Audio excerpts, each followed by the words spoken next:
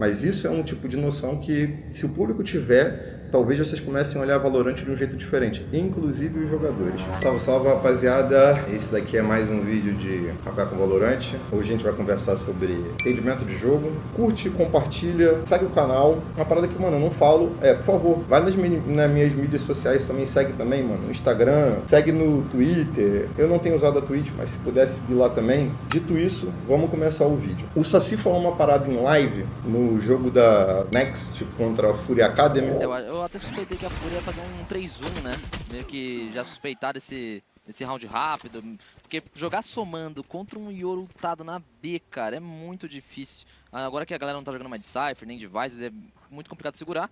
E a Next gosta de fazer esses rounds, né, Niang? Os caras pegam o ult do Yoru, o ult da Rei, os caras já querem fazer um exec rápido, seja A, seja B, e deu certo. E provavelmente devem fazer de novo aí com a ult do Urânio. Um detalhe, eu sei que muitos devem ter passado desapercebido como se fosse alguma coisa natural, alguma coisa fácil. E ele fala de uma maneira natural, ele fala de uma maneira fácil e palatável, porque para ele aquilo ali é muito simples, mas não é tão simples quanto parece, e eu vou explicar o porquê. Acontece um round, ele tem uma leitura sobre antecipação. Pô, esse time aqui, se não me engano, acho que era a Next, eles têm muito ultimate. Isso foi no mapa da Split. Eu acho que eles deveriam jogar numa função de descer o meio, porque se eles têm esse ultimate, fica muito fácil de você executar pelas pontas. Você tem muita facilidade de você poder entrar dentro do bomb. Então ele fala, pô, eu achei que eles fossem jogar um round pro meio. O outro time tem muito ultimate. Isso às vezes pode parecer ser simples quando você escuta, mas dentro do servidor é completamente diferente. E eu falo isso pelos meus anos de competição que eu já tenho. E isso é muito difícil de, às vezes, a staff visualizar isso. Olhar os ultimates e também compreender isso. E passar, às vezes, pro jogador. E o jogador, às vezes, já entender essa dinâmica também. Que é, pô, eu tô jogando contra tal ultimate, eu acho que é melhor a gente jogar mais forte nesse site e no outro a gente faz retake, porque aquele retake ele é mais fácil de realizar. Então, existem diferentes soluções. A do 1-3-1 que ele passou é uma solução, mas existem diferentes soluções. Eu vou tentar explicar de uma maneira mais curta e breve. Você tá pensando no seguinte, eu vou fazer retake nos sides, que é tipo os extremos do mapa, e eu vou puxar meio. E aí, qual que é a ideia desse push meio? Criei uma composição aqui só de exemplificação, botei uma composição espelhada, e essa composição espelhada consiste em 2 duelistas, que é um pouco mais comum dentro do mapa hoje, na Split. Fade, a Fade tem sido muito agregada dentro das composições que tem Yoru, porque ele tem flash, então você não precisa da Sky. Ela permite você reclinar mais posições, porque ela tem o Prowler, que é o lobo, né? E isso é muito bom contra composições que o cara ancora muito de frente, que ele fecha a informação. Então, dito isso, eu botei composições espelhadas, Viper e Homem. E botei uma jogada de exemplo. Imagina que o time de ataque, eles têm o ultimate da Fade, e a ideia deles é começar forte já de uma vez no bomb da A e executar essa A. O outro time, que é o lado de defesa, tem essa noção. Eles vão fazer isso. Então, se vocês olharem a disposição no mapa, qual que é a ideia que eu criei para poder tentar explicar para vocês? Você não precisa começar já todo mundo no meio. Você pode começar numa ideia onde eu vou vender uma falsa informação em um lado, para que o time adversário pense que eu tô forte naquele lado, eles gastem mais recursos para poder dominar aquele lado, e eu tenho tempo de conseguir jogar pro meio. É uma ideia simples, mas ela é uma ideia que ela é difícil de você ler. A ideia é sempre você bagunçar a leitura do adversário. Eu criei um sistema onde esse Yoru, ele vai bangar uma flash alta e a Fade vai gastar um spot que é para poder ticar quem tá na parte de trás. Então é difícil de você quebrar esse spot, principalmente se você pegar uma boa flash para poder bater ali. E eu botei uma smoke avançada do homem, que é para parecer que a gente está fazendo um fechamento em 3 ali naquela posição. Que é para o cara achar, pô, eles estão close, eles estão próximos da smoke. Então, eu criei só uma primeira camada para poder vender essa falsa informação. A gente vai para a segunda camada, e nessa segunda camada ela já consiste no seguinte. Quando esse Yoru, antes dele bangar essa flash e ele ir para a posição dele, ele pode botar TP tanto que vá para o céu da B, ele pode botar TP que vá para B, ele pode botar TP que ele vá para A. Então ele tem diversos TPs que ele consegue botar que são muito úteis. Então, por exemplo, ele botou o TP dele para uma posição e ele acha que, pô, esse time executa mais para A, então vou deixar meu TP para A. Ele vai deixar o TP dele numa boa posição, que depois ele consiga voltar para essa posição e ajudar o cara que está solo. Então eu fiz uma briga simples, que é uma briga de 1-3-1. Tem times que fazem 4-1, igual a Paper Rex, vou explicar depois. Basicamente a ideia consiste no seguinte: se a galera quiser dominar A, eles vão ter que gastar recurso. Nem que seja lobo, clone, eles vão ter que gastar algum recurso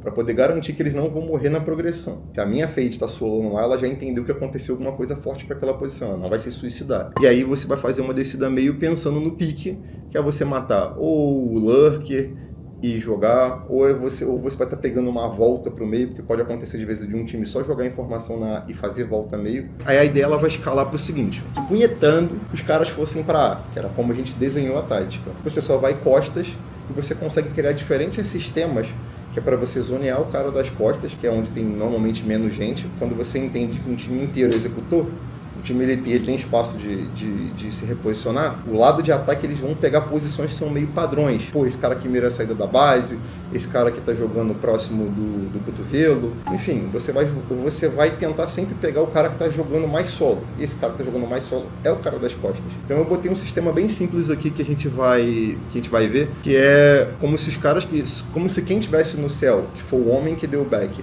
e a Fade, eles pressionassem só a rampa para quem está costa poder jogar. Ou seja, eles estão atraindo a atenção do cara que está costas, olha, presta atenção em mim, e os caras que estão costa vão duplar e vão tentar matar alguém. Esse Yoro que ficou na base, ele tá ali só para gastar spam, botar um clone e marcar a pressão da base. Se vocês olharem, eu botei esse Yoro saindo da direita para a esquerda. Por que eu botei esse ouro ali? Toda vez que um bom time nota, mano, eles não estão recursando nada no sentido vindo da base. Tá muito quieto o round. Eu acho que eles estão jogando costas. É a primeira coisa que um bom time se liga. E um bom time ele vai fazer o seguinte, se eles estão jogando costas, a gente tem que ganhar a base. E aí eles vão duplar, vão tentar tirar um 2v1. Por quê? Porque eles entendem o seguinte, tem um cara marcando a base e provavelmente tem um cara marcando o céu. Deve ter uns 3 caras costas. Então, mano, vamos lá e vamos apertar esse cara da base. Principalmente pelo seguinte, você deu um indicativo, tô fightando rampa. Se eu tô fightando rampa, se o lado de defesa tá fightando rampa, o que acontece? O lado da base ele é obrigado a esperar. Não consegue comentar tudo junto, é impossível isso. Se você fizer, tipo assim, se você estiver brigando, querendo entrar na base, você tá brigando, entrando rampa junto, você tá fraco nos dois lados ao mesmo tempo, entendeu? Então, tipo assim, você meio que prioriza. E aí dentro da jogada, assim, eu tentei botar só um começo, meio e fim. E aí após isso tudo, você consegue, tipo assim, supondo que você perca a gente no processo, você consegue fazer paranoia, esse cara precisa entender que ele precisa ficar vivo para tentar fazer essa paranoia, e aí você consegue elaborar melhor o round. Qual que é a ideia de você setar um round contra a Big Ultimate? É porque você entende qual é o seu começo, qual é o seu meio, qual é o seu fim, porque o fim ele vai ser determinado mediante as coisas que vão acontecer no meio. Só que você já tem mais ou menos esse cenário na cabeça, e você evita de você perder um round gratuito porque você escolheu uma posição que fica muito difícil de segurar se tiver ultimate. Eu botei ali um ultimate de Fade, mas poderia ser um ultimate de Breach. Então, essa é uma leitura simples, só que ela não é uma leitura tão fácil de você deixar coesa dentro do servidor. Porque todas as peças têm que estar entendendo qual é a intenção do round, qual é a minha posição no round. Não adianta, por exemplo, eu desenhar um round desse de 1-3-1 e a minha Fade se matar no céu. O round inteiro vai pro cacete, pô. O que você vai fazer? Um cara vai jogar segurando a pressão do céu e da base sozinho? O round inteiro ele precisa ser bem elaborado para que o time entenda como fazer as coisas e a gente seguir em diante. E aí, isso é uma solução. Por quê? Porque existem outras soluções. A criatividade no Valorant, ela é literalmente a sua linha de limite. A PaperX, por exemplo, eles abusam muito de sistemas que envolvam 4-1. E aí eu vou tentar mostrar em sequência 2 rounds que eles batem, eles olham os ultimates e falam, mano, daqui é um pós-pause, daqui é um round que tá fedendo a execução que os caras têm Big Ultimate, não importa as arminhas. Por isso que muitas das vezes vocês veem pessoas falar que a PaperX, ela é um time pugzeiro, só que as pessoas não entendem o sentido com que eles escolhem aquelas batidas, aquelas porradas dentro do mapa, aquelas brigas, as pessoas não conseguem entender. Então talvez eu explicando isso você entenda melhor algumas lógicas de jogo. Isso daqui foi de um torneio off-season, a PaperX estava jogando contra a Bilibili. E aí a Bilibili tem 3 ultimates nesse momento. Ela tem o ultimate do Homem, da Waylay, e ela tem o ultimate do Breach. Pô, isso é completamente easy site de você pegar. Você consegue só volumar e entrar dentro do site. Então, o que a PaperX, eles adotam muito de postura? Pelo que eu vejo, assim, eu acho que eles são o melhor time que mistura loucura com boa leitura de Valorant. Eles entendem aqui o seguinte, eu poderia para essa lógica de 1-3-1, tentar descer meio, bababá. Mas eles gostam de responder briga com briga, que é o seguinte, o seu planejamento é pegar o meu bombe. O meu planejamento é pegar você antes que você chegue no bombe. Então eles vão muito para brigas de 4-1 quando eles entendem isso. Dentro do grupo stage, eu não vi eles usando tanto essas brigas de 4-1, mano, mas dentro dos playoffs eles usaram demais essas brigas. E aí vocês conseguem ver como é que eles saem. Eles já saem numa saída que o Davai, ele bota a parede dele na B, uma parede full de retake, então é interessante você entender essa lógica pra você não ficar jogando com essa parede aí com B forte, ou num 2-1-2, não vai fazer sentido para você. E eles botam um TP do Yoro para B. Por quê? Porque, obviamente, você tem um gap no meio e na B. O cara tá jogando só passivo, ele não vai se matar. E aí eles vão responder a briga com a briga. Por quê? Porque é mais fácil para eles, na lógica de jogo deles, eles fazerem retake B do que fazerem retake A. Então, às vezes você vai selecionar onde a sua preferência de você, onde é mais fácil da gamble nos Estados Unidos, os caras, ela é uma aposta de destacar naquele site que você acha que vai ser execução. No Brasil, a gente fala gamble muitas das vezes é para poder largar o site. O que acontece? Eles vão para uma briga que eles querem que a briga acabe ali, naqueles 10 primeiros segundos. Ah, você quer pegar essa posição, então a gente vai brigar aqui. Pressupondo que você queira pegar aquela posição. Senão, a gente vai dar retake B. Então, ele já tem um primeiro plano, ele já tem um segundo plano e ele já tem um terceiro plano, que é a parede.